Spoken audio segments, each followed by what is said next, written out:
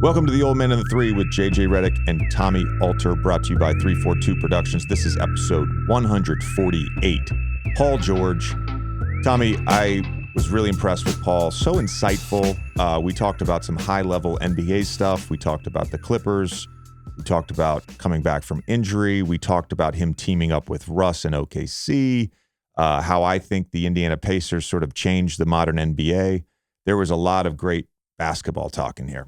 Paul has made 8 All-Star games, 6 All-NBA, 4 All-Defensive teams, most improved player, All-Rookie team. He's had a great career.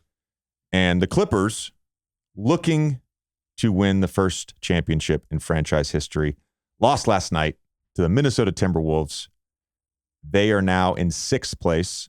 And again, we not to, hammer home the point too much, but Phoenix right now with 29 losses, OKC in 13th place with 33 losses, as does LA. But you look at 6 through 11, Clippers have 31 losses, Dallas has 31, and then Minnesota, Utah, New Orleans, and Portland all have 32. So much intrigue over the last 20 games of the season. And so let's kind of assess where we think the Clippers are right now. Because a lot of people, and I'm one of them, think that they still, despite a mediocre record, and by the way, a mediocre record, even over the last 23 games, Kawhi has played in 20 of those, just 12-8 when he plays now. 3 losses in a row since they got Russ. They're in some ways a hard team to figure out. As of this morning, they're, according to NBA.com, they're 20th in offense and 12th in defense. Disappointment may be a little strong. I mean, this is a team that's going to be in the playoffs, but are you a little surprised at where they sort of stand metrically, as we are now in March? I am, and it's weird, Tommy, because if you look at their season, because this is a team that I've been tracking the whole season, it's a team that, it's a team that I stay up for, especially if Kawhi's gonna play. It's a team that I like to watch. They started out the season really good offensively. Really good defensively. They were a top 5 defense for the first part of the season. Really bad offensively. And that paradigm has shifted and just completely reversed. So I use January 8th because that's when Kawhi really started to play well. It's also when his minutes went up. So since January 8th, they are 12-11. In those 20 games of those 23 games that Kawhi has played, they're 12-8. They have the 4th best offense over that stretch and the 22nd best defense. And one of the things, if you watch them, and by the way, Ben Taylor of Thinking Basketball has a great 15-minute video on the Thinking Basketball YouTube channel. I would highly recommend to watch it. It breaks down the Kings-Clippers game that went into double overtime, second highest scoring game of all time. But it breaks it down, and it shows how difficult it is really to get stops, given the amount of space and given the amount of ball handling and shooting that's on the floor. But one thing that you take away from that, and if you have watched the Clippers, you can see this. The point of attack. Ty Lue said this to me Sunday night when I interviewed him pregame with Ryan Rucco. Their point of attack defense, their ability to contain the basketball, is poor. And against the Kings, as of right now, their matchup in the first round, they have problems containing De'Aaron Fox. And I don't think Russ is the answer for that. So is it Paul George? Is it Kawhi? You're asking a lot of those guys to try to contain De'Aaron Fox. The other point I wanted to make on that video, but this is a breakdown that I've seen over the last 2 months defensively, they have played small a lot of times, especially if Zubac is out of the lineup like he's been. They have communication issues. And again, I don't think Russ solves those communication issues. So when they're switching, especially off the ball, they give up a lot of open looks. And we saw that in the Kings game. Malik Monk, Kevin Huerter, Keegan Murray. There's a lot of point switching, right? So that to me is the 2 issues defensively. And look, I think Ty Lue is a great coach. I think their guys want to win, and I think they're like trying to be engaged. But at some point, you have to have concerns about them defensively, which is crazy given that we all thought going into the season with the amount of depth and size and length they had, that would be a strength of their team. One other question I was going to come off of the Kings game, but it's really been an issue for them in their last 3 games, is the turnovers. Yes. In the Kings game, they gave up 42 points off turnovers alone, which is the most in the NBA in the last 4 seasons. They have 62 turnovers in their last 3. They actually have been pretty good since January 19th. They were really bad to start the season. They've improved. In the last 3 games, they've kind of regressed to where they were before. Is there something about them specifically that you think is causing this problem? I mean, obviously nobody wants to turn the ball over, but it clearly is hurting the defense as well. I think in the Paul George Kawhi era, the one thing that has been missing is a true table setter for those guys. Again, you're not going to get Chris Paul for $30 million a year in free agency, so that's out of the question. You're not going to get Tyus Jones. Like the low turnover point guards, those guys are very valuable. And Terrence Mann has played point at times. They now have Russ. Russ is a high turnover guy. He's always been a high turnover guy. We shouldn't be surprised by that. I think a lot of Clippers fans right now are talking about Paul's turnovers. And he had a couple in that Kings game that were particularly befuddling.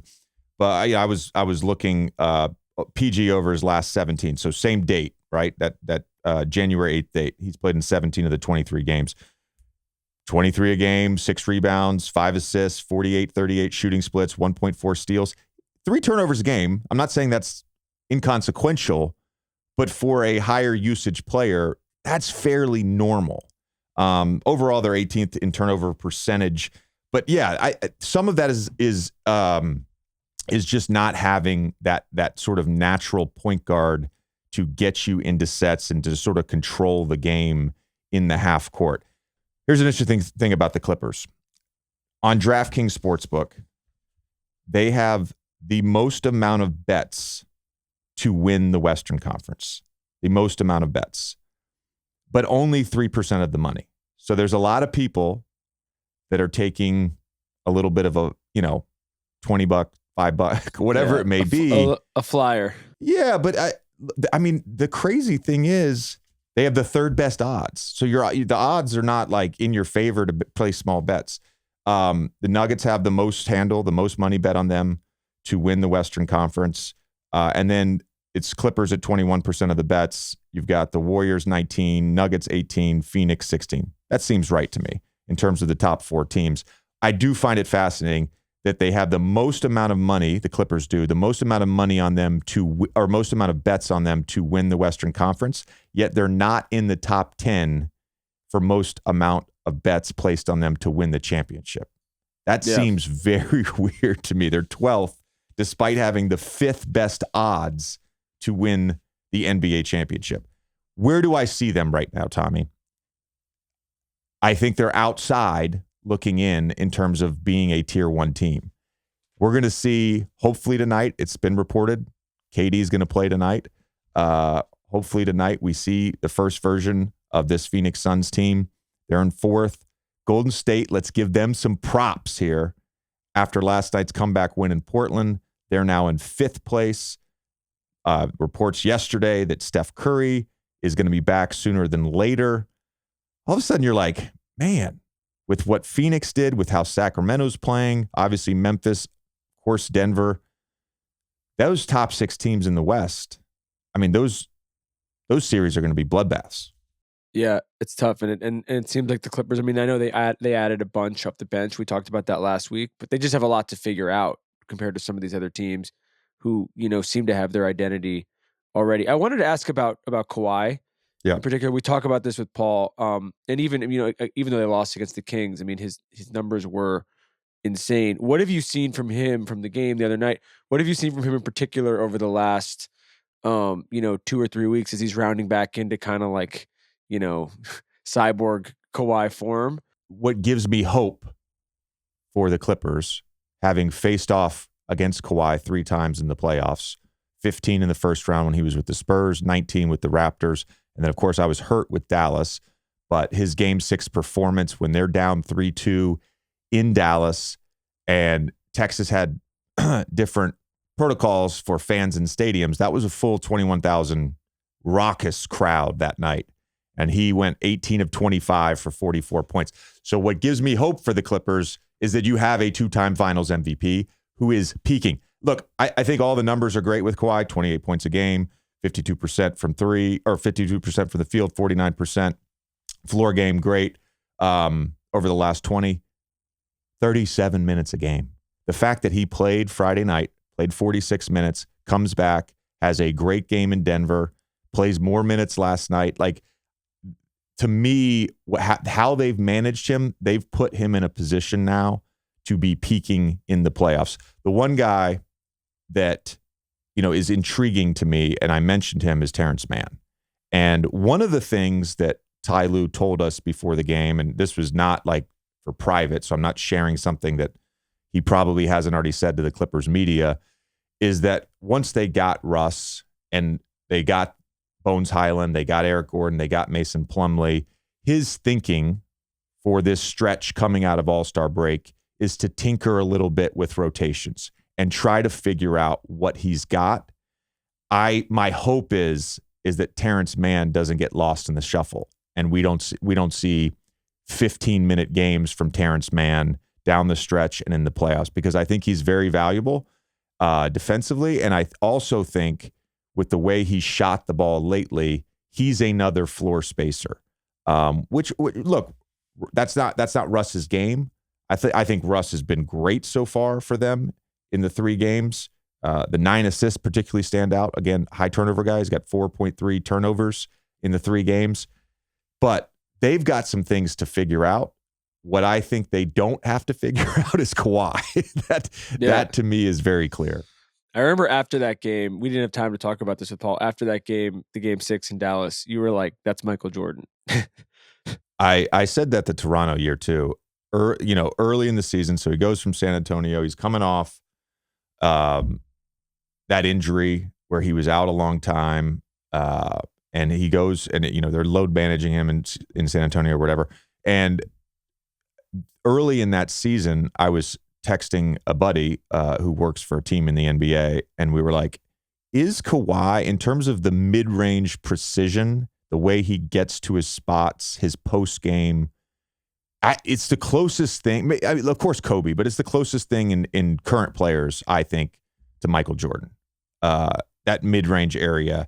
And that's what he's doing right now. So there is hope for the Clippers, but with 18 games to go for them, they definitely have some things to figure out. NBA fans, it's time to bring the hoops action to the palm of your hand with DraftKings Sportsbook, an official sports betting partner of the NBA. This week, new customers can download the DraftKings Sportsbook app and sign up with code JJ. Right now, you can bet $5 on any pregame moneyline bet and get $150 in bonus bets if your team wins. Only at DraftKings Sportsbook with code JJ. Minimum age and eligibility restrictions apply. See show notes for details. Really enjoyed this conversation with Paul George. Let's get to it. All right, let's welcome in LA Clipper Paul George. Paul, thank you for doing this, man. We had your game last night in Denver. I know we chatted beforehand, but very excited about having you on the show. I feel like this is a long time coming. This is not the first time we've put in the request for you. So we really appreciate the time, man. Nah, anything for you, JJ, man. I'm a fan of your work, and I appreciate you having me on this platform. We should mention that you are starting your own podcast very soon. I'm actually really excited to listen to that. I know you'll have a lot to say. What is it about the podcast space and using your own platform and voice that made you interested in starting something like this? For me, I think it was more just, I'm not a person that shares a lot on social media. I'm not a person I would say is an open book. And I feel like with me starting my own podcast, I can kind of open myself up the way I want to and write the narrative that I want to write, opposed to people thinking they know who I am or know what I'm about. It's a chance for me to share who I am And you know, I'm a person that, I enjoy talking, but I'm not an overly talkative person at the same time. So, it's just a comfortable space that I can just be myself and just let people into who I am. Um, I mentioned the Denver game last night. There's a few takeaways I had from the game. I want to get to the load management part because when we got to Denver on Saturday, the Nuggets had told us preemptively that Aaron Gordon was still going to be out and that the starters likely wouldn't play given the travel back from Memphis in the back-to-back. They then Mhm. subsequently stunk it up, and you guys were coming off that double overtime thriller, which we'll also get to. But the big takeaway for me was just Jokic and how good he is. Another 40-point triple-double last night. He does things on the basketball court that appear to be simple, but they're really not. And I know you guys have played against him in the playoffs in a 7-game series. What do you see with Jokic? What is about him that is so special? Man, he is just like it's crazy because he's not by any means the athletic guy on the floor, but he just knows his game. I think he's a player that just knows who he is on that court. And you put a small guy on him, he punishes him. Somebody his size, he uses his smarts and wits.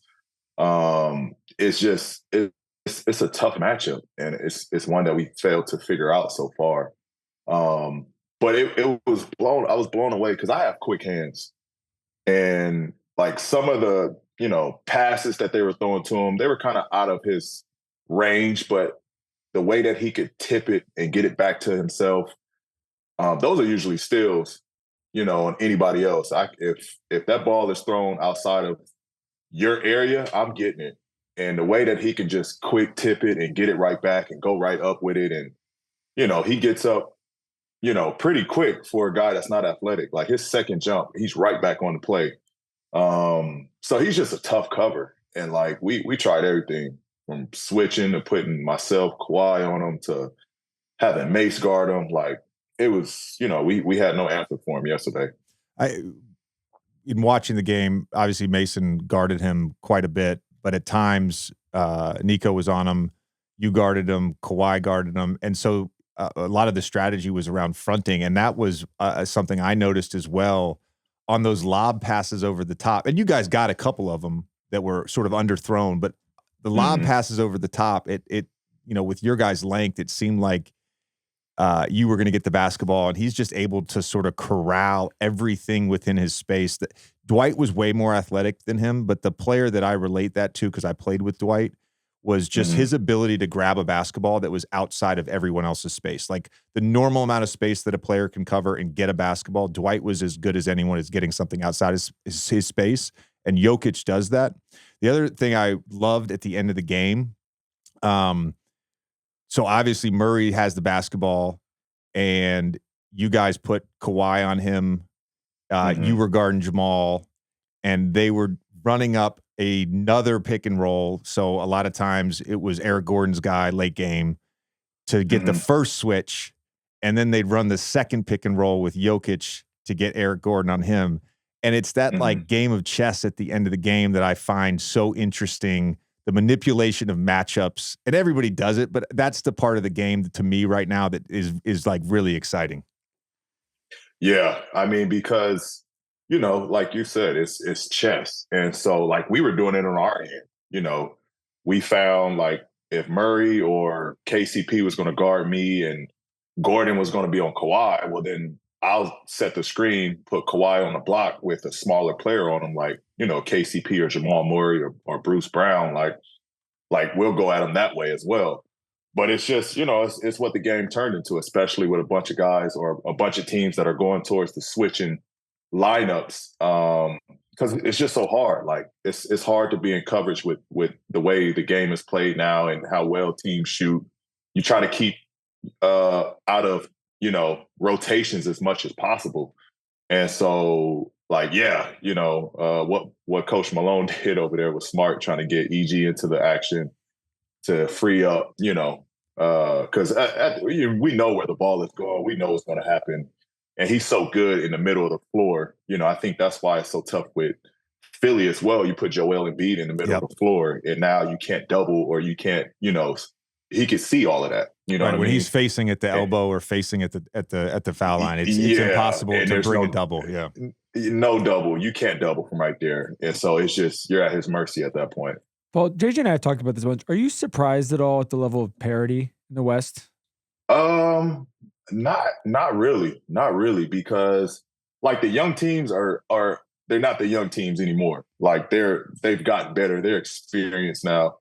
You look at what Memphis is doing. Sac has finally put it together. And then you got the veteran teams that just add guys after guys after guys, and ultimately they form a team that's ready to compete just off of adding talent. So not really. I think this is what you expect, especially with these young teams that are figuring it out now. You mentioned Sacramento. I know you've played in a lot of high-level basketball games. Was that I was calling the Suns game, so I didn't even get to watch it. I'm so mad. I saw highlights from regulation when you guys were supposed to foul. And then the overtime highlights. But was that the craziest game you've ever been a part of? That was by far the craziest game. Like the first quarter, it was like, all right, this is easily going to be a shootout. Like, because we weren't getting stops, they weren't getting stops. We had fresh energy having Russ in the lineup, so I knew we were going to be playing at a high pace. And that's Sacramento's MO, is play at a high pace. So I knew it was going to be a high scoring game, but almost 400 points combined by two teams. That's crazy. Where are you at mentally by like overtime one when you're going through something like this? I mean, you look up and it's 150, 153 tie. Like, we put up 153. You should win that game. You know what I mean? And, it's just like, how long are we going here? Like, we're exhausted. And we're playing against guys that are 25, 26. Like, we're exhausted. And they still, I know they got energy still. I know they played off of back-to-back, but when I played off back-to-backs, like, I loved it. I felt like I was more ready on a back-to-back night because I felt like, my body was like warmed up at that point to play a back-to-back. So for them, that back-to-back was nothing. We were playing against young legs. And I know if we didn't put that game away early, that it was in their hands at that point. All right, a lot to unpack here because you guys are the poster child right now for the discussion around load management, and I don't mean that as an affront. It's just a fact. You're the team that gets brought up more than anyone, whether it's you or specifically Kawhi a lot of times. And you mentioned the back-to-back, and I just want to note that unless it was just a crazy travel where you're going all the way up to Portland or you're changing 2 time zones, going east to Denver, I think there was like a study one time and they were like 68-2 over a long stretch with teams that played in Pacific time, then went to Denver for the second night of a back-to-back. Other than those like anomalies, I agree with you completely. There's something about playing a game on consecutive days. Your body and the flow and the rhythm is there. So without question, I enjoyed it as well. There's a video circulating that after the game against Sacramento where I don't know what quite you asked. There was some lip reading where you're like, do you want me to finish it? Do you want me to finish it? And they didn't put you back in the game. And so a lot of this discussion right now is that the players don't want to play. And I'm sure there's two-way communication, but specifically with your team, with you and Kawhi on this load management issue, what is sort of the communicative process like when you guys talk to the medical staff? We want to play. That's the thing. We want to play. It's not that we want to sit out or, we don't want to compete. Like, we want to play, but it's more so, the way the game is now, it's such a, analytical and, we wear chips. They monitor your load off of chips. And so it's more so the training staff and the medical group just being mindful of, in Kawhi's situation coming off a big time injury, is not to, strain his body at this point and put, a lot of load, because at the end of the day, we're trying to get to the playoffs, and that's when it counts, and that's when it matters for us to be as healthy as possible going into the playoffs. And so if they can monitor how much we're putting on our body leading up to it, I think that's just what the key is, for us just to stay healthy.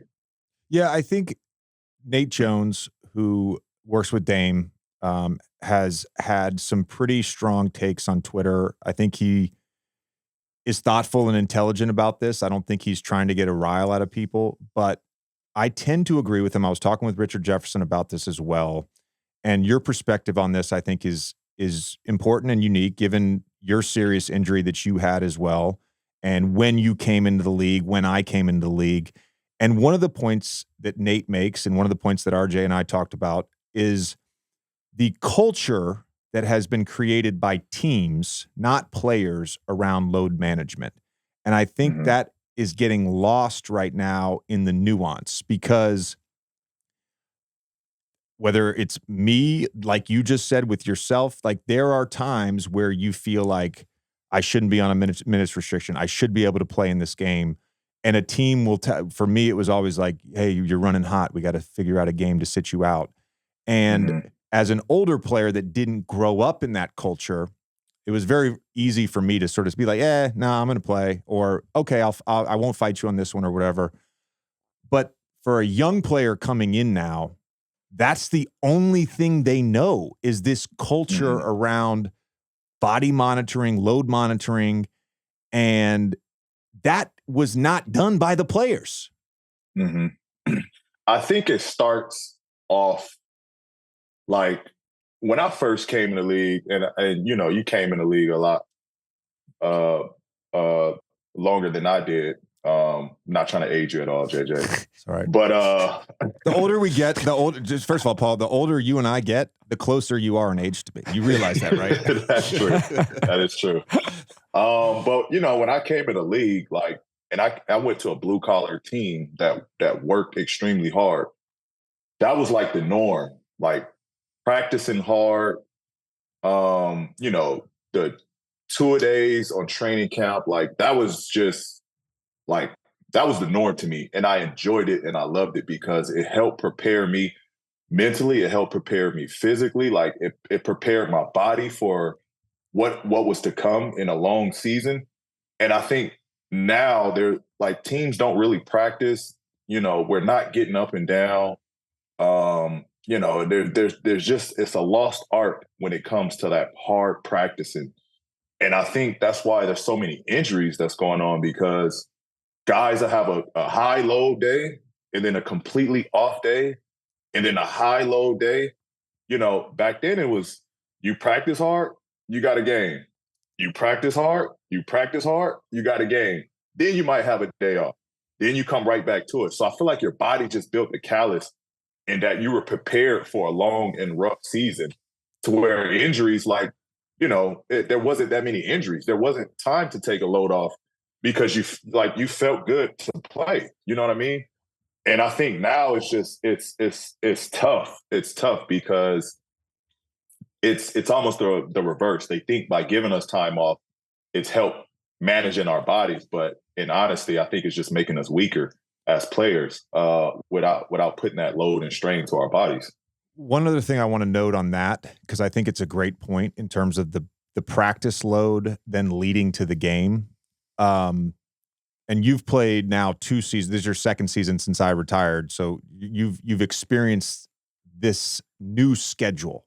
And by new schedule, I mean, maybe it was 18, maybe it was 19, but somewhere around that time period, there was an emphasis with the scheduling around eliminating as many 4 and 5 nights, which I don't even know if they exist anymore, eliminating 5 and 7 nights, eliminating 3 and 4 nights.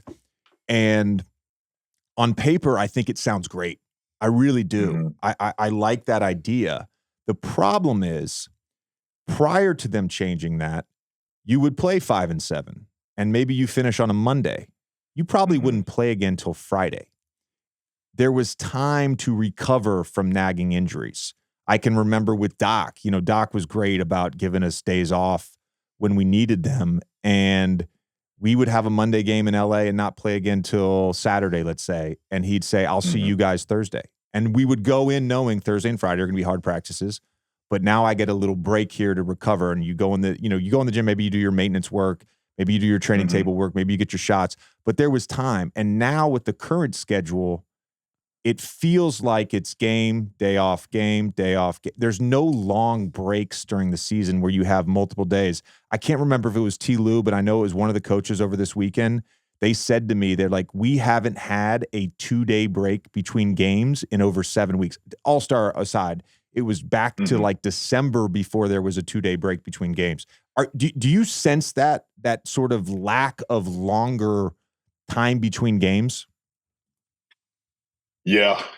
Yeah. I think that's tough on our schedules because we just recently, like last month, I think is when we first started getting 2-day breaks in between going into the All-Star break.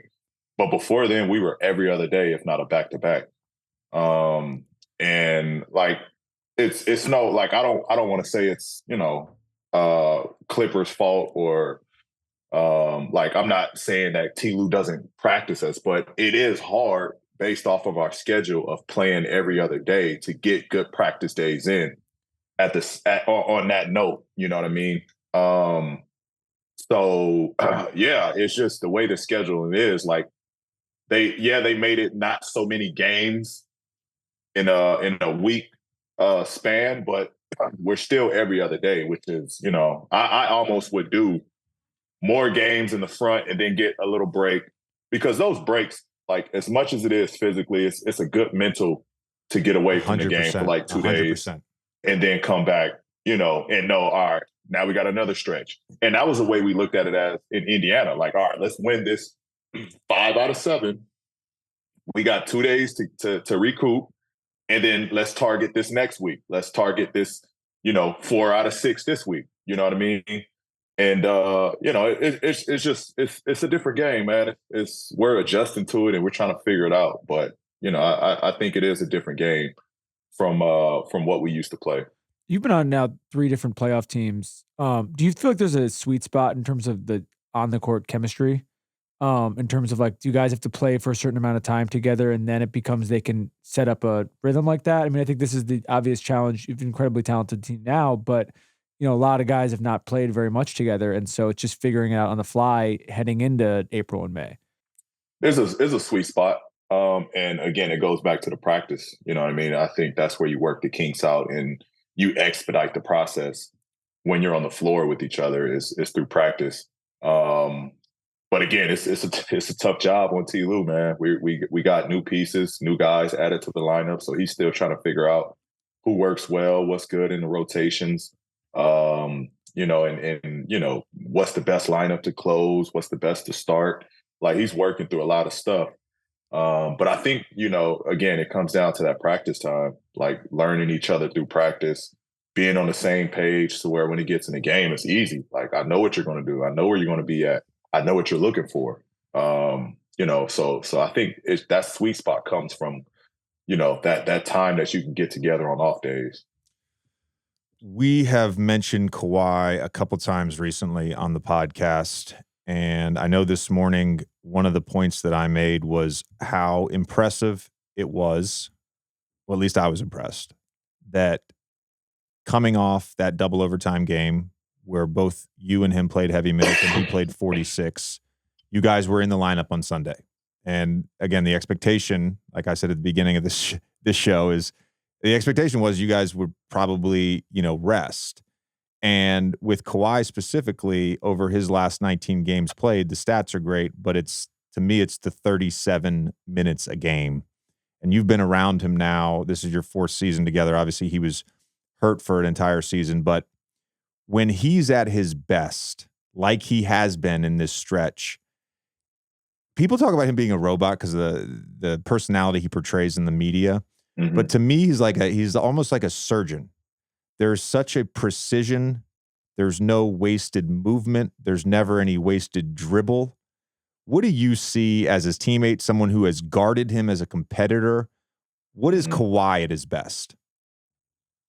At his best, he is elite. Like he's the best player on the floor when he's at his best. Like there's no question on his game and his leadership. It's just crazy to watch him, like, on his practice days, his off days. Like, everything is a routine with Kawhi. Like, when they talk about Kobe and you hear stories about how MJ operated, it falls right in line with how Kawhi operates.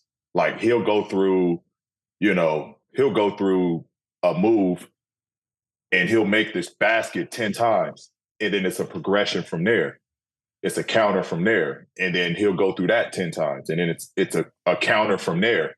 And he'll go through that. Like, he'll go through about 5 or 6 counters just off of one move before he goes to another spot. Like, it's just crazy to watch him work and to watch him, work on his craft. And, when he's on the floor, it just gives you the ultimate confidence that, like, we got him on our side. You know what I mean? Like, a guy that is a pure bucket. He loves the moment. He doesn't shy away from the moment. He steps up in the biggest times. Even the slow start that he had, it was like, all right, we're good. He's getting good looks. He's getting good shots. Like, he's going to turn this game around at some point, and we're going to be in the game because of his shot making ability and his playmaking and, like, just his overall presence on the floor. I think that's another thing that doesn't get talked about, is just his presence on the floor. Like, and people, you watch him match up against other people. It's just an ultimate respect when it comes to Kawhi. Like, they know what he's about. They know, that it's going to be a rough night. Like, nobody, the guys that talk the most trash don't say shit to Kawhi. Like, they know what it is. Whereas over here, they're like, oh, I can talk it to Paul. Like, he'll talk back. But, Kawhi, it's respect over here. I always tell this story. When we played the Spurs in 2015 in the first round, Kawhi guarded me for a lot of that series. And again, not an easy matchup for me physically. It was a little bit of a mismatch, but there was a play where him and I kind of got into, like, it wasn't a scuffle, but it was like we were like tangled up, and the ball, kind of went away from us, and we got fouled. So it was a free throw, and we both went to go behind the 3-point line, and we were kind of running into each other's path. And I kind of just wanted to acknowledge that it was no beef. Like, I'm just trying to play hard and compete. And so I kind of, like, all good, tapped him on the stomach. And I remember thinking to myself, is he fucking made of steel? Like, what did I just touch? What did I just touch? And a great example of that was last night's game. I'm sure you remember this play, but, Jokic is coming down the floor and he's matched up with Jokic, and Jokic tries to draw a flop. He walks into him, and it's like Kawhi doesn't budge. So Jokic gets up. They set a pick and roll with Jamal Murray. He switches out. He knocks the ball away. Murray goes and gets the ball. He knocks the ball away again. And it's that the point you're making about his presence on the floor, like, it's beyond just the mid-range precision and the 3-point shooting. He's someone that, like, disrupts everything you're trying to do on the other end. And that's where I think for a wing player, when he's fully engaged and fully healthy, there's really no one better at that two-way thing. Yeah, I remember, like, when we would match up, when we weren't playing together, when we were matched up, and I was in Indy and he was in San Antonio, or even Oklahoma and he was in Toronto. Like, every time we matched up, it was like I gotta make sure I am, like, everything is efficient, because, like, you could lose Kawhi, but somehow, like, he's in the play. Like, I never understood it. Like, I could get by him sometimes, and, like, he's still there. Like, it's still a big ass hand that's coming to contest, and it's like, where did you come from? Like, he just has a knack and an ability to stay in a play. Like, it's almost it's impressive. Like it is super impressive because like as good as he's great, phenomenal defensively, but there's times where somebody might beat him. But then he like has this crazy ability. It's like his arms get longer, his fingers stretch further, and he has a way to get back into play that's like super impressive. It's like he just has this grip on the floor where he get anywhere and close anything off. It's crazy. It's crazy to watch. It is crazy to watch. Yeah, part of my job now, unfortunately, because I hate it. This is one of the things I hate is prognosticating, because I believe in sort of the organic nature of basketball, and it's very hard to make predictions because, to your point about practice, like teams tinker and teams figure it out, and some teams peak at the right time, some teams don't. Matchups really matter, but when I look at you guys with Kawhi specifically, because I played against him now 3 times in the playoffs. One time I was hurt, obviously, with Dallas, but 15 in San Antonio, LA, 19 Philly, Toronto, 21 Clippers, Dallas. His game 6 is one of the all-time performances that I've ever witnessed in my life. It's hard for me to say like, oh yeah, the Clippers, they're whatever, 33 and 29. They're not a title contender. No, well, Kawhi's got 2 Finals MVPs, and so when you kind of look at your time with the Clippers, I want to go back. So 2020 was the bubble year. 2021, you guys make the Western Conference Finals, but Kawhi gets hurt in the Western Conference semifinals against the Utah Jazz. Kawhi's out 2022. And then this year, you're sitting in 5th place as of this recording. Where would you sort of assess where the Clippers are right now relative to the rest of the best teams in the NBA? I think, honestly, I think our record, you look at some teams and it's like, all right, their record doesn't indicate how good of a team they are. And I think that's the case for us. Like, we're a team that, like, all right, you put us in a 7-game series with how well T. Lue coaches and his adjustments. Like, we're a team that's going to come out in a 7-game series when we're healthy. You know what I mean? Like, we'll make the adjustments. We got the personnel, we got the players that play and perform on the biggest stages. Like, we got proven winners on our side. I like where we're at. I like our chances. Like, we just, I've missed 15 games. Kawhi's missed about 15 to 20 games. Like, we just haven't had the luck of being healthy for a full season and to be able to play with, a full roster our whole season. And I think that's just where our record is indicating that. Like, we haven't had much practice time. We haven't had much on the court time, given with so many guys in and out of the lineup. Like, and now here we are again, adding Russell to the lineup. Eric, Mace, Bones, like, they're 3 games in. They're still figuring out our system. I think that's just what it comes down to for us. We just haven't had the luck of putting in good hours and good, games and good practice days, being fully at our best. And when we get down to the stretch, like I said, 7 games, we're going to be a tough out.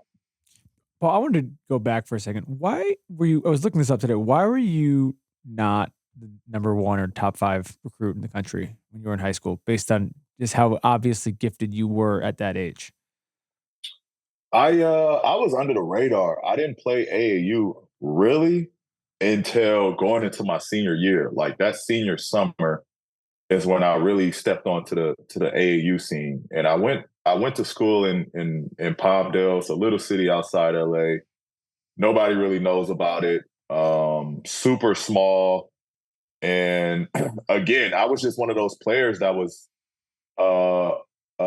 like the Swiss Army knife on that AAU team. I was really good in my city, but then when I went AAU, I'm playing with Drew Holiday. I'm playing with Klay Thompson. I'm playing with, the Ware twins. Like, a lot of these guys that went to these big schools that were really good in high school. And here I was just trying to fit in and learn what this AAU thing was all about.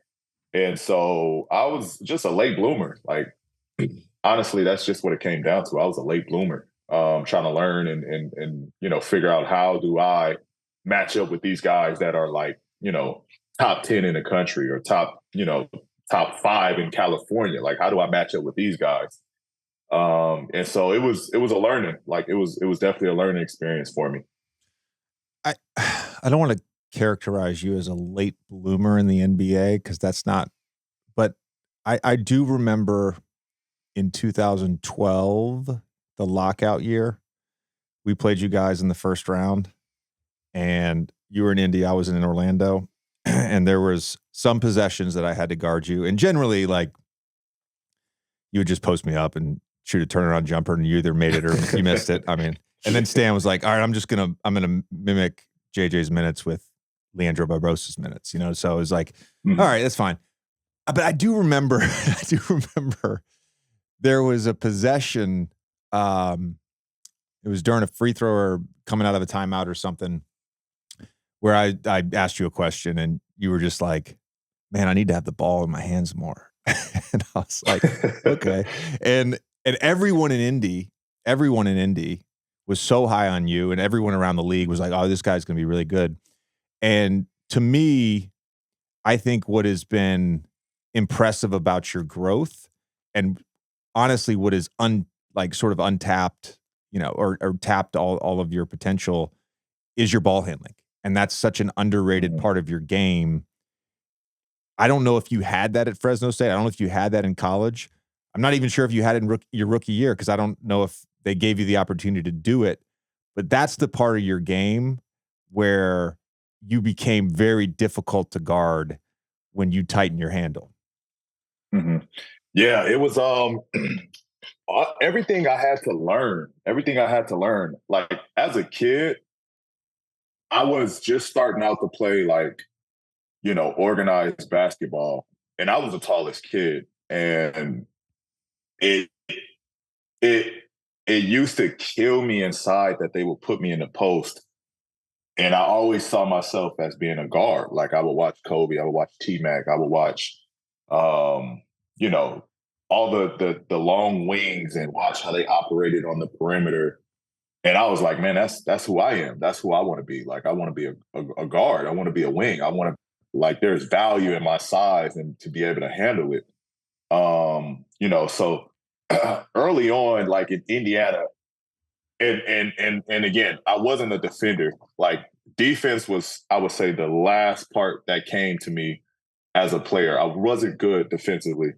I had slow feet. I had a knack for, being in the right spot, but I wasn't good on the ball. And at the time, we had Jim O'Brien as our head coach. And, he always would tell me, like, if you want to get on the floor, like, you got to play defense. And that was it. That's when the light bulb blinked for me that, like, all right, I gotta learn how to play defense. This has gotta be my knack. I gotta, like, be special on the defensive side. And that was the way of seeing the floor. Like, that's when I started getting minutes, when I started defending. And then I got really good at that. And then now it's like, all right, now I'm on the floor. Like, I need touches. Like, because for a young guy, you get stuck in a corner. Like, that becomes your offense. Every play that they drew up, I knew where I was going to be at. There was no question of me asking, like, oh, what's the play? Like, what are we in? I knew whatever it was, I'm in a corner. And so it was just like, all right, like, how do I start to get pick and rolls? Like, how do I start to bring the ball up? Okay, I gotta get better with my dribbles. I gotta get better with my handles. Like, I started to, increase my volume on practice days and the summers of shooting threes. Like, how do I get good? If I'm going to be a space out guy, like, how do I get good at shooting threes? How do I get consistent? So I started doing that. So everything, it was just, an involvement, but, it was just me being hungry about it. Like, I'm not going to be okay with just being on the floor and then I can't showcase what I could do. And that's really when it changed for me. And then when Danny got hurt and went out, it was like, all right, it's go time. Like everything that I've worked on, everything that I've put hours in the gym and these long summers, this is my time. And I went for it and it paid out. I've just Tommy, real quick. It's interesting because there's a lot of players that have said similar comments to me on the basketball floor. Mm-hmm. And I don't know whether or not they put in the work, but there's no way you're going to get the ball in your hands more if you don't put in the work. So that's a credit to you. Like, I wasn't a big fan of Jim O'Brien, but what he helped me with was that like separation between college and NBA. Like he flipped that switch of like, all right, this is next level coaching. This is like, they're going to be hard on you. I remember like, I would, and again, remember I would say defense was my calling as a rookie. So, we have practice days and I'm dogging the starters. I'm defensively, I'm all over them. Steals, like, shutting the floor down, help side, low man, like I'm blocking shots. And I remember one play, I stole the ball. I forget who I stole it on, but I stole the ball and Jim O'Brien stops the practice and goes like, are you seriously going to let this skinny fucking prick steal the ball from you? And I'm like, wait a minute, like, ain't that good? Like, what? It fucked me up. Like, it messed me up that, like, his way of coaching, it was just so, like, just raw. Old school. You know, it was old school. He said what it was old super school. Old school. Yeah. He said what he wanted to say, and like he just had no filter. I wish you would have had him as an assistant because he was the best, bro. Him as an assistant, especially later in his. I mean, this was 18. This is 8 years after you had him. He was the best. What do you think about not now? A fan of him. When you look back at those playoff runs, the Indy playoff runs, you've played in a lot of big games since then. How has your perspective sort of shifted on what you guys accomplished? Because even though you didn't, win a championship, it was a pretty great, 3-4 year stretch. Yeah, it was a fun ride, man. It was a fun ride because like we built all of it. You know what I mean? The organization built all of it.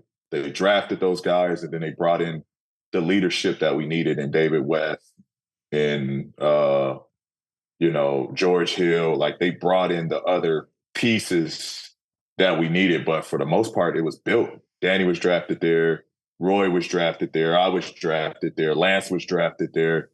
And like, we literally spent like off days together. Like we were together all the time.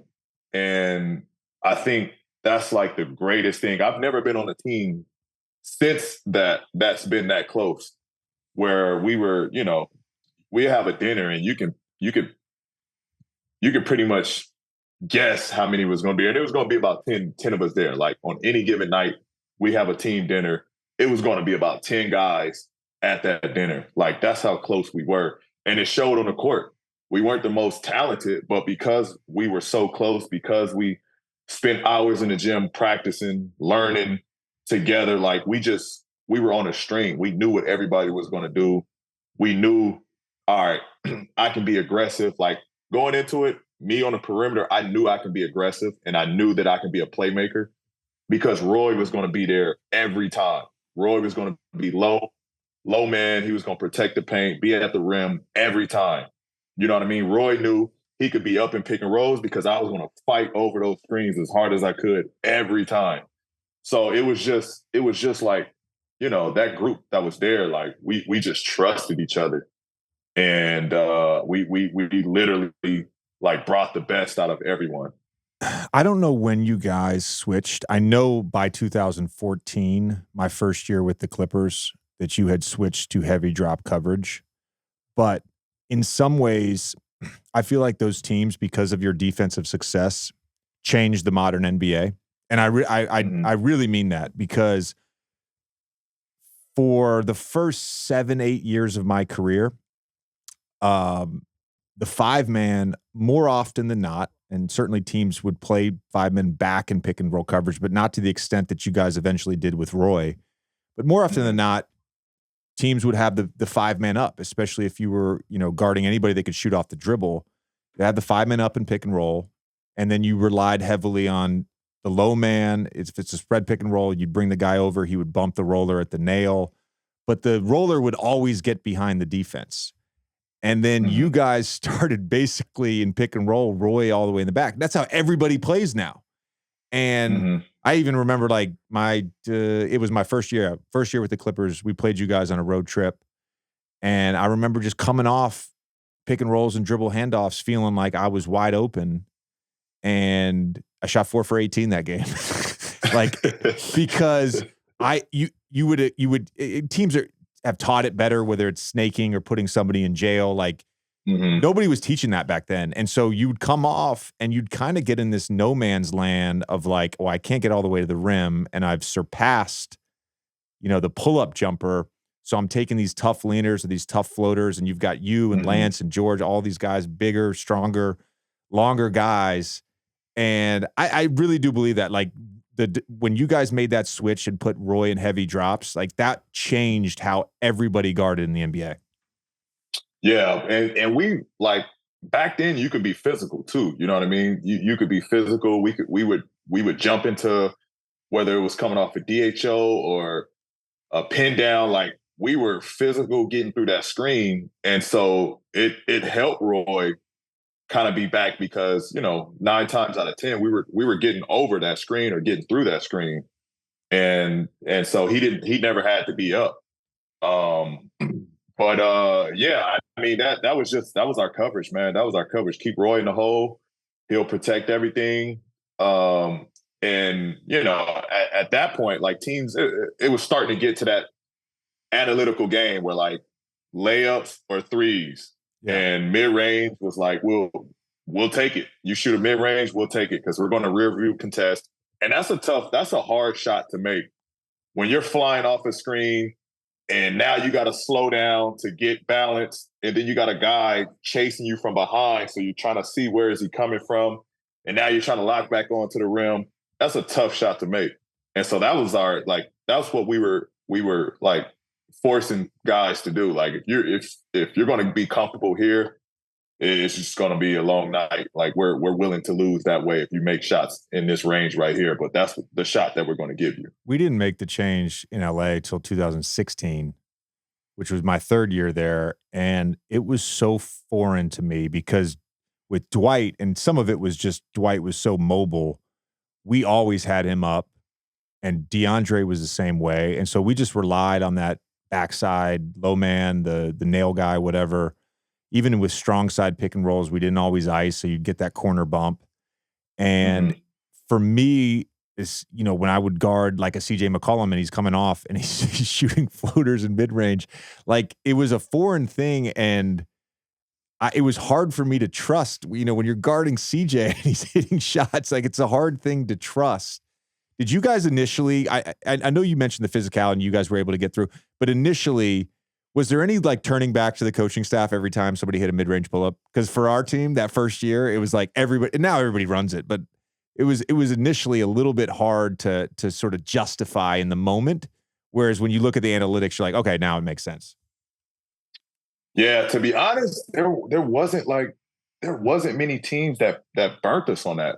You know what I mean? There wasn't many teams that, like, we had a rough, like, the games we lost, the score was like in the 80s. You know what I mean? Like, that team wasn't making shots and we weren't making shots. Like, we didn't really get killed in that range. You know what I mean? We were really good. And if that was the shot teams were going to take, they weren't efficient there because of the rear view and us getting through. Like, the teams weren't killing us in that mid-range area of shooting floaters. And there wasn't a lot of guys that really shot that mid-range, float game, or it wasn't that many guys, or especially the guards, that got to that, that float range. So we were good. Do you have a favorite Lance story? I do. I got a lot. I got a lot of funny and great Lance stories. This is a good one. I remember, so, like, Lance didn't have some shoes, right? And equipment guy, Josh, was our equipment guy in Indiana. He just gave Mike Dunleavy some Kobe's, and he boxed them up, put them on his seat. So like Mike's expecting these Kobe's on his chair. So Mike walks in and he's like, Josh, where are my shoes at? Like the soles, like, and Lance ripped out the inner soles, put them in a box, shut the box, and just took the Kobe's out. So Mike opens the box and just sees his soles in there. He's like, who the fuck took my soles out and left them in the box and took my shoes? And like 10 minutes later, you hear Lance coming in and he turns the corner and he's these fresh Kobe's on. And Mike's like, no way. What? Like, Lance, what the fuck are you doing? And Lance is like, yo, what? Like, oh, these is yours? Yo, I just saw some shoes. So I didn't know they was yours. Like, my bad, yo. Some shoes, Mike son. was so hot, man. Mike was so mad. And it was funny as hell because that was Lance. Like, Lance would do the wildest shit, but he was the best teammate, most funniest guy I've been around. I remember Tyler Hansbrough had like some ear infection. And, so his ear was like, sensitive and it was bothering him. So like after the game, we're walking back to our locker. Lance goes up to Tyler, like, let's go, motherfucker. Screams loud as fuck in his ear. Tyler's like, oh, what the fuck, man? What are you doing? And he just chases Lance in the locker room. And we had to break the two. We had to separate the two. But it was just Lance, man. Lance was he was the prankster. He was the jokester. He was a fun locker room guy, man. It was great times with Lance. I was fortunate enough to be Lance's teammate with the Clippers as well, and I thoroughly enjoyed the experience. I have nothing negative to say about the experience. It was just you was in for a treat, man. Day to day, it was just you were going to get something. I don't know. I could never predict what it was going to be, but you were going to get something. Right. The blow by in Game 2 in 2013 in the Eastern Conference Finals, the blow by of LeBron and the dunk on Birdman. I feel like it's not often. There's maybe series, there's maybe games where someone burst into superstardom. For you, it felt like a moment. It felt like a singular event. Did you feel that at the time? I felt it. Because the whole lead up, we had got past, I think Melo played well that series. And then now it was, the matchup against Bron. And I felt good. I felt great about it. I felt like, I've worked my way up into this moment. I'm playing against the best. And then this is just a measuring stick. Like, where do I match up against this guy? And yeah, man, I honestly felt like I was one of them ones. I was on my way. I was ready for that matchup. I was ready. I was ready to take that leap. We were playing well. And it was just like it just felt like it was our time. It was our time to finally turn the corner. You averaged basically 26-5 on 47-44 shooting splits. You were actually better the following year. You guys lost in 6th the next year. 24, 11 rebounds, 5 assists on 45-40 splits. Like, that was obviously pre-injury, but those Heat teams specifically with Bron and D Wade and Bosh, can you just describe the challenge of beating them? Because you guys had leads in those series. The challenge of beating LeBron 4 times in a playoff series. Yeah, well, when you brought up Roy, that was the toughest thing for us was when they put Chris Bosh at the 5. That changed the whole landscape when we matched up against Miami, because now Roy couldn't stay in the paint and Roy had to come out on the perimeter because of Chris Bosh, and Chris was shooting the shit out of it. Like, he was cash from 3. And it really made it tough. Like, and it was a mental like knock to Roy that like we couldn't put him on the floor sometimes. And Roy's like, what do you mean? Like I'm, a defensive player candidate. Like, what do you mean I can't be on the floor? But it was so tough because they spread us out. They had a 5 out with Chris Bosh sitting at the top of the key. And so that was just him. And then you got Bron, best player in the world at that point. It just, we know what Bron is. D-Wade was struggling early, but then he figured it out. He became himself later in that series. It was honestly, it got to, we hit the fork in the road where we went up against a team that was more talented and just better than us. You know what I mean? Like our talent took us so far that, we were outmatched at that point.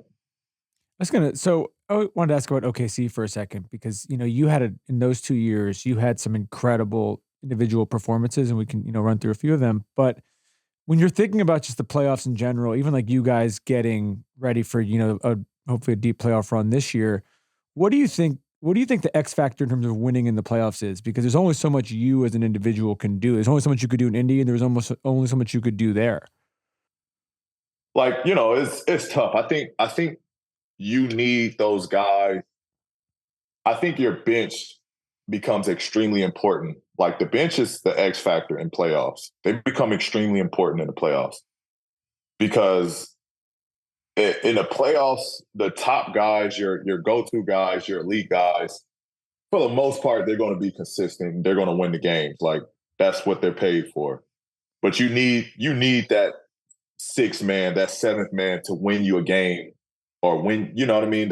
You need them to win you a game in like a game 5 or like that's when they come important, when they can win one of those games where your star player he's exhausted or he's not playing well, he's not shooting it well, it's a rough night for him.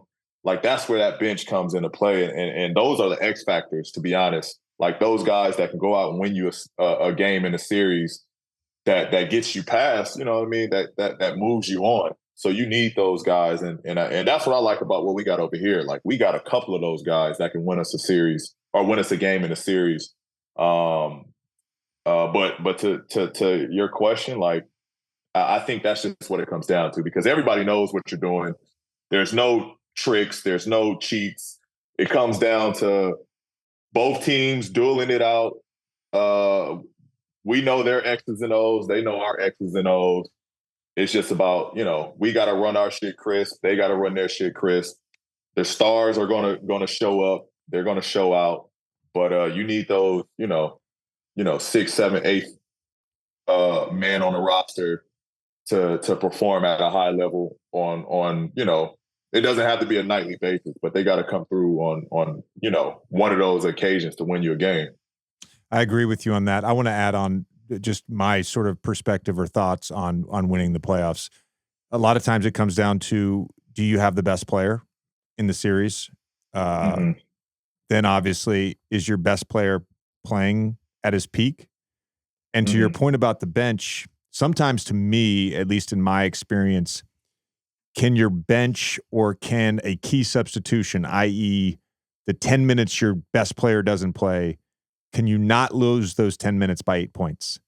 Can you be even in those 10 minutes? Because your point is valid about, if you're outmatched, you're going to lose the series. If you're evenly matched, a lot of times you're right. It does come down to those, what seems like, meaningless minutes. But it could be 4 minutes in a third quarter. It could be 2 minutes to start the fourth. I've seen so many times playoff games lost that way. Tommy brought up your time in OKC. And I wanted to get your perspective on the flow of your game and the differences between being the guy and the very clear guy like you were in Indiana and being a guy with other superstars like you are now with the Clippers, like you were in OKC when Russ was still at his peak. And obviously Melo, getting a lot of usage as well. Just the differences in the flow and the feel of that offensively for you. Yeah, my early years in Indy, I was in that phase of like, that's what you want. You want to be the guy. You want to be the go-to. You want everything to fall on you. So I was in that space. But then after years of being there, going through injuries, and then seeing how the league was shaping up, it was like, man, I can't do this alone. Like, and so that evolved to like, all right, like how can I be of service to a team? And I didn't know where I was going to go. I didn't know where I was going to get traded when I requested a trade out of Indiana. I ended up falling in Oklahoma with a superstar MVP candidate or MVP winner, superstar with Russ. And initially it was just like, okay, how, like, this is different. This is obviously a different role for me, not being the guy anymore. But like, how can I be of service and bring what I do and add to what he's doing? And honestly, I felt like that was where my place was. Like, I had to be honest to myself that, like, in order for me to win at the highest level or get to where I want to get to, I don't think I'm the one guy. I don't think, but like, I can score with the best. I can, you know, take over games with the best. But I don't honestly think that's what my game is if I want to win a championship. I don't think that's where my place is if I want to win a championship. And I felt like I learned that. I played my best being off the ball, being, the second fiddle. I had my best career playing alongside Russ in that role. So I just pride myself to be able to play with anybody and play any style, any way you want me to play. I feel like I can just fit right in. But I think that's just what my role was, and I felt comfortable in that space of just being the second guy. I want to just acknowledge. I'm being serious here. You may have said that publicly before. I just want to acknowledge and sort of give some credit to you. I guess it's self-awareness, but like I don't think there's many guys that have been the guy that are willing to sort of go that far to acknowledge it. And look, that is not me saying, hey, Paul, you definitely couldn't be the best player on a championship team. I'm not saying that at all. What I'm saying is to have that self-awareness based on your own experience. I think that's rare. I think that's rare in the NBA. Listen, JJ, I am confident with who I am. I'm confident in what I can do. The game's been good to me. I made a shit ton of money playing this beautiful game, man. I don't have no ego when it comes to basketball. I just want to win. And I haven't won. I haven't won at any level. I haven't won in high school. I haven't won in college. I haven't won in the NBA. And so if you're that guy, it's like, all right, like how do I win? Like what do I do? What do I have to do to win? And if it's, being a piece and not the whole piece, then that's what it is. Like, and I'm comfortable in that space. Like, I don't need my ego stroked. Yeah, people say like, "Oh, Pete, you are you know, you are 1A. You and Kawhi are 1A, 1B." Like, I thank you for stroking the ego, but like, I have no shame in being like, Kawhi's the one, I'm the two, and we can operate, together. You know what I mean? If he goes down, I'll take over and pick up the lifting. Like, you know what I mean? I'm very comfortable in that space. And so, it is a self-aware thing because there's guys that don't think that, or there's guys that, go beyond their prime and they think that they're still, in their prime, and it's a tough pill to swallow. But for me, I have no problem with, being honest with myself. And that's just what it comes down to. That's very fair. Paul, before we let you go, just because you and I have never talked about this, and obviously I've read articles about it, I can't let you go without asking about your injury. And I don't want to get into sort of the gruesomeness of it, but I'm very curious just about the recovery process, the mental toll.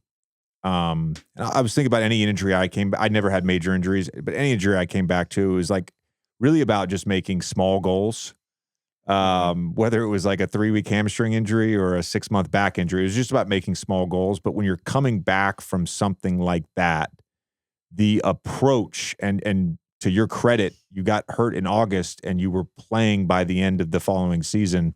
Your approach to get back on the court, the taxing sort of mental side of that, what was that? Man, when people say give it your all, I gave it literally my all. When it happened, first it was just so much emotion involved because I'm at the height of my career. I got a chance to play for my country. Just, finished playing against Bron. We took them to a tough, I think, 6 games. And I felt like one more year. And I truly felt like it was my time. One more year. We figured them out. I'm going to get better. I'm coming back with a ton of confidence from playing with the Olympic team. Like I really felt good about where I was at leading up to it. Then I get hurt, and then just the emotions of of the unknown. Like, will I ever play again? Will I be the same again? Like, will this team be the same team I'm coming back to? It was just a lot that was going on. But the rehab and recovery road was brutal, man. Like I remember like the first, like, once you get past the point of the injury and being hospitalized. I was hospitalized for like a week before I took off from Vegas. I was in Vegas in the hospital for about a week before I went to Indiana. And once I got to Indy, that's when it kind of settled in that like damn, this is going to be hard. This is going to be rough. And I just remember, man, like some days I was just like don't, like, I just wanted to be shut off from the world. Like nobody reach out to me, nobody talk to me, nobody message me. Like, I don't want to do treatment. I don't want to rehab. Like, I remember telling the trainer some days, like, man, just leave me alone. Like, let this thing heal. And when it heals, then we can start rehabbing. Like, that's just, it was the pain that I was going through that, I've never been hurt or injured in my career up to this point. So it was just new to me.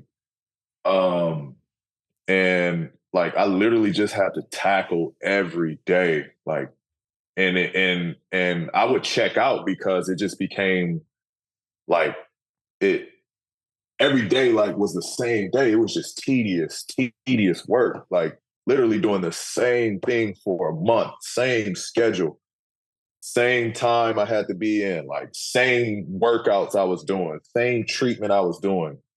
And it just became like I was a robot. Like, I was just checking out. Like it just became boring doing this stuff. But, shout out to Indy. The trainers were phenomenal. They kept me like on a straight path. But there was days I wanted to give up. There was definitely days I wanted to give up. I just, my family gave me the support to keep going, and that was enough that I needed.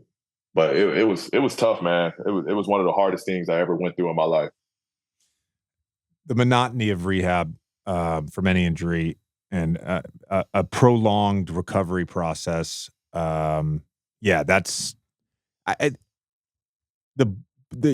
think you're sort of referencing boredom, and I think that's when you're talking about checking out. Mm-hmm. Mm-hmm. There's that component, but there's also the component of just not being able to play. And I think for anybody who loves to play, that's the thing. So you're on one side, you're not sort of getting the fulfillment and the enjoyment of playing because that's not an option. But then there's like, I don't know if it's guilt or anger, but it's like the anger of not being able to do it, of missing out, and then having to do that for weeks, months, in your case, a very long, whatever it was, 8 months, 9 months to get back. Yeah, I can't imagine going through that every day. Yeah, and I felt the pain for the guys that were in Indy. Like, it wasn't even about me anymore. I felt like the life was sucked out of Indiana when the guys were getting ready for training camp, it was almost like what are we doing this for? Like, why are we here? The life literally looked like the life was literally drained from that team. And I just felt bad for those guys, like what we built, what we went through. And now, and that was the end of the era. Like, when I came back that season, D. West was gone. Roy Hibbert was gone. Lance was gone. Like, that was an end of an era after that injury. And so it was tough, man. It was tough to watch those guys go through it that year and really have, there was no end goal that season. There was no chance of making playoffs. There was no chance of going further. Like, D. West was on his last, this is his last stint before he went to Golden State to go win one. But that was his last, he was on his last years. And for me, being a young guy that, respected D. West, I wanted to give him as many chances that I could of getting deep in the playoffs and possibly winning it. So it was tough. It was tough to just watch the whole team just, the life just get sucked out of them because of my injury. PG, we appreciate the time, man. This has been awesome. Really looking forward to not only listening to your podcast, but being a guest on your pod. I've already committed to that. Man. I've already committed to that. This is great. So, based off this interview, it's going to be an awesome show. Yeah. No, we appreciate it, bro. This is awesome, and I'm sure I'll call one of your games soon. I'll see you very, very soon. Sounds good. Thank you, guys. PG, thanks, man. That was awesome. Thank you.